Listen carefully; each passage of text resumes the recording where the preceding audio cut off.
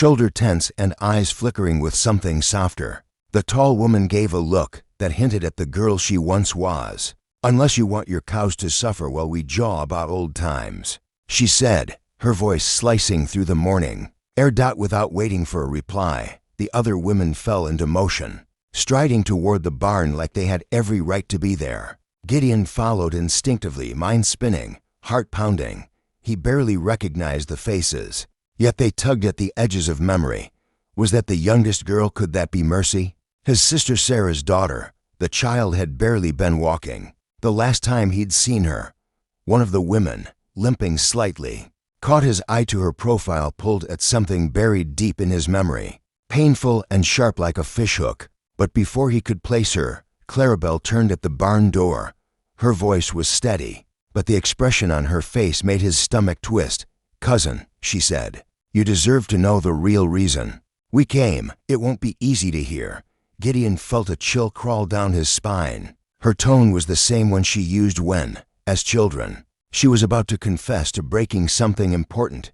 Inside the barn, the women moved like they'd been born in the place. Their actions were practiced, seamless. Gideon stood back, feeling like a stranger in his own barn. Clarabelle crouched beside Bessie, his most ornery cow, notorious for kicking anyone who got too close. Yet the animal stayed calm under Clarabelle's touch, as if recognizing the gentleness in her hands. While the milk began its soft rhythm into the pail, Clarabelle spoke quietly, without lifting her head. "Your sister, Sarah, she's gone. Fever. Took her last winter." Gideon reeled. Sarah, his little sister, the one who always stood by him, even when he was in the wrong, the one who'd begged him not to go. He saw her again, standing in the doorway, tears in her eyes as he rode away, and never looked back. Now she was gone. The sound of milk hitting the pail echoed unnaturally loud in the silence that followed. "Before she passed," said another woman, this one older, with silver streaks threading her hair, "she made us promise we'd find you, that you had to know about Mercy." She nodded toward the girl standing near the barn entrance, hugging a folded shawl to her chest like it was a shield. Gideon finally looked at her, really looked, and what he saw made his legs unsteady. Sarah's eyes, Sarah's chin, that stubborn tilt of the hip she always used when trying to look braver than she felt. "She's yours to care for now," Clarabelle said gently, locking eyes with him. "Your niece. She's 15. She's been working herself sick just to survive since her mama passed." Gideon barely managed to whisper, "What happened to the farm?" "I sold it," Mercy said, her voice catching. "To pay for Mama's medicine. Didn't help though, not in the end." Her voice cracked, and the words seemed to pull every last ounce of strength from her. Tears tracked silently down her cheeks, leaving clean lines through the dust. "Mama always said you were the best man she knew," Mercy continued, barely louder than the rustle of hay. "Even if you were too stubborn to believe it." Gideon felt something break inside him. The walls he'd spent years building collapsed in an instant. He'd left after the blowout with their father, left to avoid choosing sides in a war that had ripped their family apart. But he never meant for Sarah to pay the price for his escape. "Where have you all been staying?" he asked, unsure he could bear the answer. "Wherever we could," answered the silver-haired woman. "Mercy's been passed around between distant kin. We've all been surviving as best we can." Clarabelle stood then, brushing dust from her skirt. Her eyes met his, unflinching. "That's why we're here, Gideon. We didn't come just to milk your cows. We came to ask if you still have room in your life for family." Before he could speak, hoof beats echoed through the valley, fast and sure. Clarabelle's face drained of color. She stepped away from the door. "Move," she hissed, away from the door. But it was already too late. 3 men had crested the ridge and were riding down fast from the barn. Gideon could clearly see the set of their jaws, the way their hands hovered near their belts. Trouble. The leader was a towering man with a thick beard and hard, storm-gray eyes. "That's Tobias Kane," the limping woman whispered. Her voice trembled. The name hit Gideon like a slap. Kane, a man wrapped in legend and menace. He'd heard the stories how Kane controlled half the territory's trade, how he dealt in debts, paid in blood, ruthless, merciless. "What does he want with you?" Gideon asked, Sarah borrowed from him, Mercy said, her voice shaking, to buy medicine. After she died, he said the debt passed on to us, said family pays what family owes. Her arms tightened around herself. He's been hunting us down, one by one, said we gotta work it off. The horses grew louder. Clarabelle leaned to the barn wall and peeked out through a gap in the boards. He doesn't mean real work, she said bitterly. He means his kind of work. She didn't finish, but the fury in her clenched fists told the story. Gideon felt something shift in him. He'd buried his violence long ago, along with the rage that once made him dangerous, but now watching. His knees shrank back in fear, hearing Cain's boots in the dirt. Something cold and primal stirred deep in his gut. How much? He asked sharply, turning toward the hidden rifle rack. 300, Clarabelle answered. Plus interest. It goes up every day we're not in his hands. $300. A mountain of money for women like them. Gideon didn't have it. Not even half. And Cain wasn't the forgiving type. Outside, Cain's voice rang out like a wolf in Sunday clothes. Gideon Marsh, got something of mine. In that barn. I'd like it back. The women froze. Property. That's what Cain had called them. Gideon's hand closed around the rifle. His fingers remembered its weight like a ghost from his old life. This time, though, he wouldn't run. Not with Sarah's daughter crying behind him. Not with these women marked like cattle. This time, Gideon Marsh stood his ground. Olivia stood at the corral, one hand resting lightly on a sun-bleached post, her eyes following the gelding as it limped along the fence line. The morning wind caught wisps of her freshly washed hair, lifting them across her cheek. She didn't turn when Dawson came up beside her. There's a coyote snagged near the creek, he said, his voice calm. I left it like you suggested. Figured we'd want that pelt come fall. She gave a slight nod, still watching the horse he's favoring that left leg. Dawson tracked her gaze and gave a quiet sigh. He ran into a rattler last month. He's getting better, just slow to mend. I could draw the poison, she offered, if you've got mustard seed and willow bark. He looked at her, intrigued. You know how to treat snake bites. I once cared for a man with worse, she replied. Didn't think he deserved it, but I did it anyway. He didn't question her further, just motioned toward the toolshed. Come see what I've stored away. Might have what we need. Inside, Olivia moved through the cramped space with practiced ease, fingers brushing over jars and bundles. Dawson leaned against the doorframe, arms crossed, silently observing her. You ever do healing work for folks? He asked. No, she said, holding up a small jar to the light. But I paid attention when others did. Do that long enough, and it sticks. He gave a thoughtful nod. Ever think about settling down? Setting up a place where you could help people? She was quiet for a moment. Never stayed in one place long enough to try.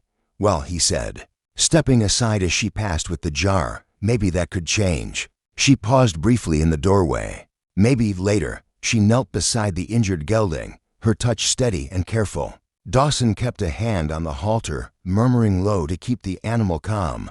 The horse flinched once, but Olivia stayed firm. I couldn't save Felix, she said, voice low, but I can help this one. Dawson didn't speak. Instead, he gently placed a hand on her shoulder, solid, grounding, when the work was done. They sat together on the porch steps, letting the quiet settle around them like an old friend. The trees creaked in the wind, and somewhere a dove called. She rubbed her hands, bits of dried pus still clinging beneath her nails. I used to dream of a place like this, she said softly, a small bit of land, a man who kept to himself, nobody trying to shape me into something else. What kept you from it? Dawson asked gently. Fear. Mostly, she replied, eyes on her hands, and men who didn't take kindly to being told no. He took a slow breath. You don't owe anyone your life. She looked up at him. You don't ask anything from me. You just let me be.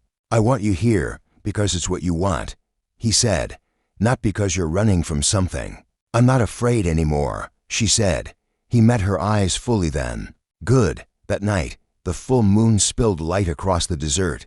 Olivia lay on her cot. The window opened to the breeze. She watched the shifting shadows overhead and listened to the subtle sounds of Dawson moving in. The next room, the scrape of a chair, rustling paper, the click of a lamp being dimmed. She rose quietly and padded barefoot to his door, slightly ajar.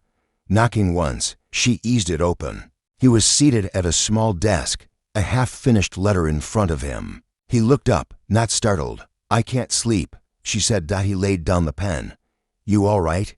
"I don't know what to do with peace," she admitted. "It's unfamiliar." He rose and came to her slowly. "You don't have to do anything with it. Just let it be." She stepped closer. "Can I stay?" He studied her in the dim lamplight, half his face in shadow. "You sure? I wouldn't have come if I wasn't." He didn't answer with words. Instead, he took her hand and led her to a chair by the window. They sat together in silence, her head resting lightly against his shoulder, the desert wind whispering through the cotton beyond. Neither of them spoke again that night.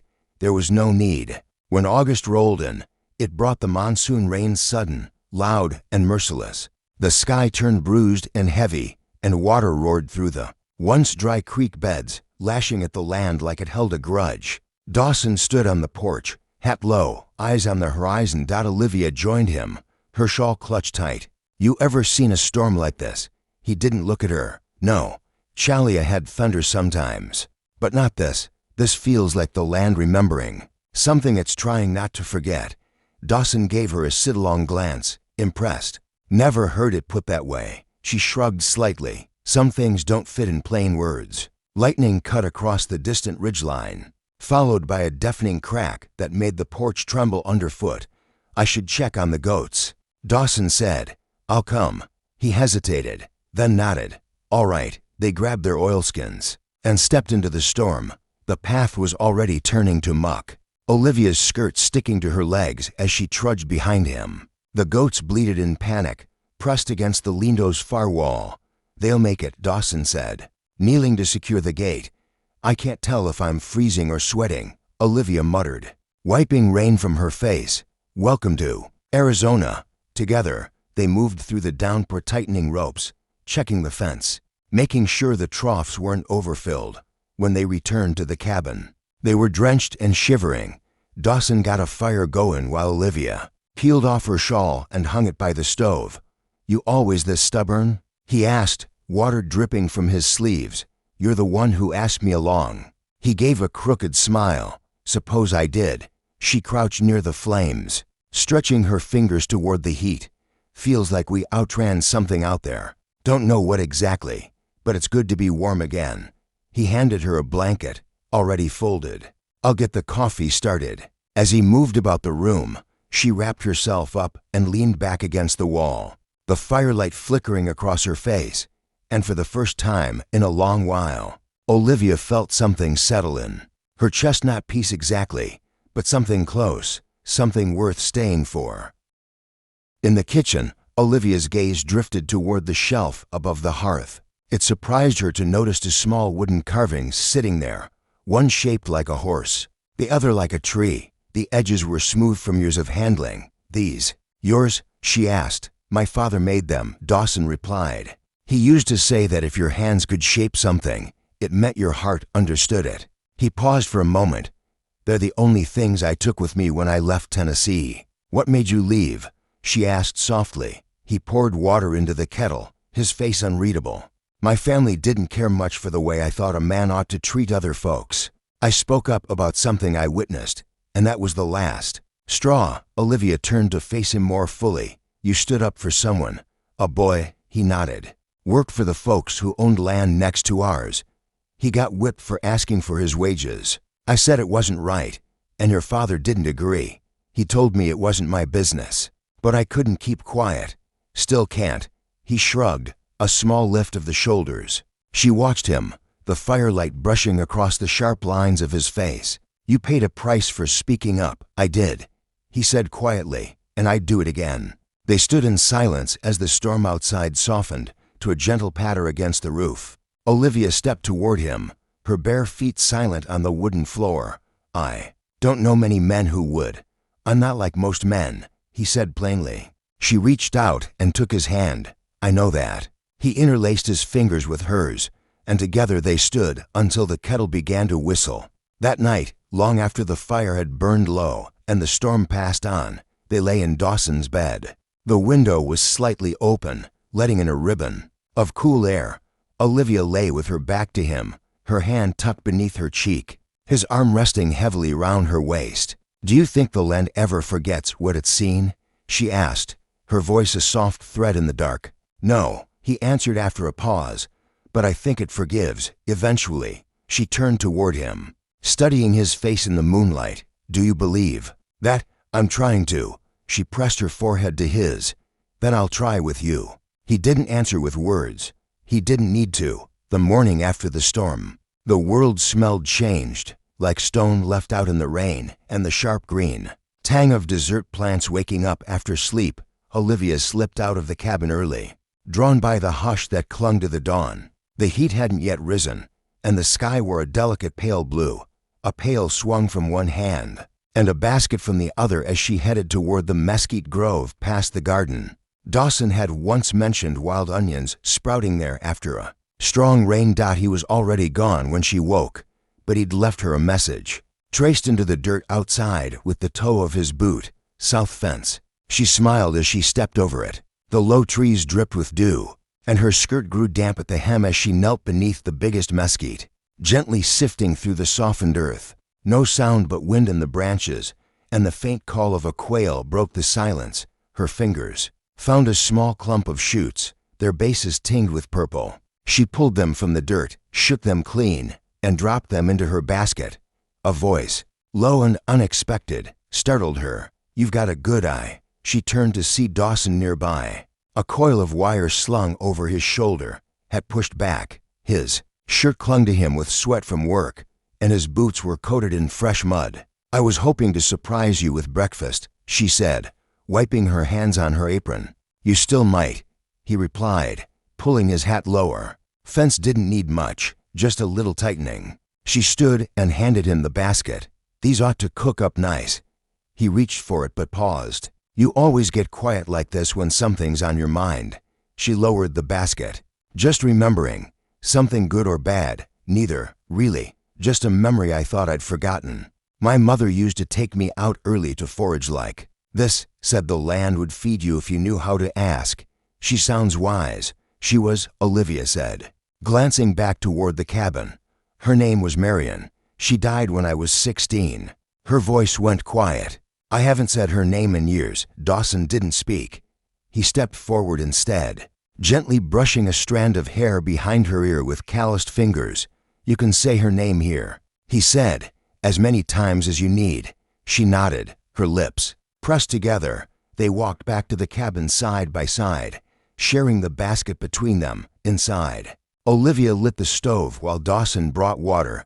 The onions crackled in the pan, their scent warming the air. A soft breeze moved through the curtains, and everything seemed lighter. Over breakfast, Dawson reached for a folded letter tucked into his ledger. He slid it across the table. "I've been thinking," he said. Olivia wiped her hands and unfolded the note. The handwriting was careful and slanted, the paper worn at the corners. "You wrote to someone?" she asked. "My uncle. He runs a little supply post up north. Prescott. I asked if there might be space for a healer in the area," he said. "Didn't give your name, just mentioned I knew someone with the skill." Olivia glanced up. "You did that? I figured if you ever wanted to help folks again more than treating sick goats and the odd ranch hand, you might want a chance." She folded the letter slowly, then placed it beside her plate, her fingers brushing lightly over it. "And if I don't want to go, then it's just a letter. Nothing changes between us. You're not trying to push me away." He leaned in slightly. "No, I want you here. That hasn't changed." She studied him, quiet for a long moment. "Then I'll give it some thought," she said. "But I won't go unless you come too." Dawson gave a soft nod, the kind that said more than words. The rest of the day unfolded gently, without pressure. Dawson worked on repairing some tack near the barn while Olivia sat on the porch, mending a tear in her bodice. The sun drifted overhead, slow and bright, casting a golden sheen over the far-off hills. They didn't say much, but the quiet between them no longer felt hollow. It was a stillness they shared now, rather than a gap between them. As dusk crept in, Olivia stood in the cabin doorway, watching Dawson finish his task. He moved with the ease of someone who belonged to the land each motion purposeful and calm. She stepped into the yard, dust warm under her bare feet. "You ever think about adding on to this place?" she asked. He glanced up, brow raised. "Like what?" She walked to him, resting her hand gently atop the fence rail. "Maybe another cabin. A little room for drying herbs. A bigger table, for more than just the two of us." Dawson set his hammer down. "You planning to feed the whole county?" She laughed softly. "Just thinking ahead." He brushed his fingers along the wood beside hers. "I'd build it with you." She turned, eyes meeting his. "That's what I needed to hear."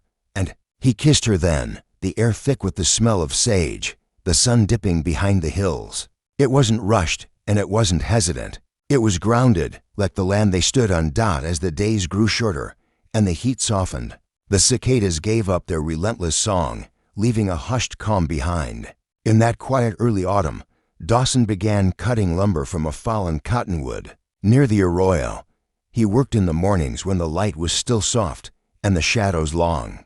Olivia kept busy behind the cabin in a lean-to they'd put up, sorting herbs she'd gathered from the hillsides. She'd made a drying rack from willow limbs and old rope, where bundles of sage, bladderpod, and chamomile hung in rows. One afternoon, Dawson wiped sweat from his brow and wandered over to where she sat on the ground, her legs crossed, organizing, kindling into small, twine-tied bundles. "You always this handy?" he asked, stepping around the wood pile.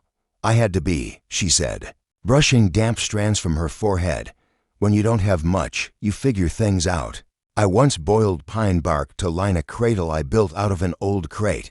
He crouched beside her. "You made that for someone?" Her hands paused. "A neighbor girl, back in California. Her husband ran out. Debt collectors scared him off. She was 7 months along with nothing but a dirt floor. I couldn't let that baby come into the world like that." Dawson's voice was low. "You ever think about having a child again?" She looked up, unreadable for a moment.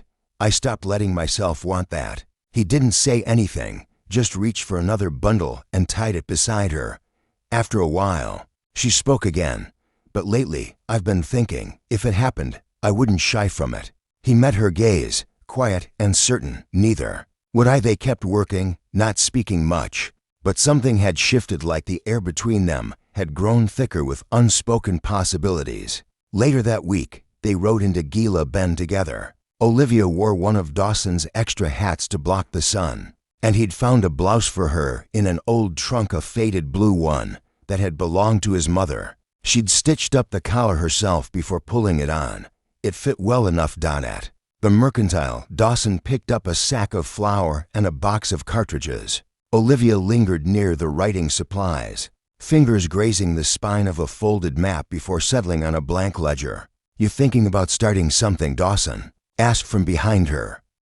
Olivia set the flour gently on the counter and turned the worn ledger in her hands. "I've been jotting things down," she said.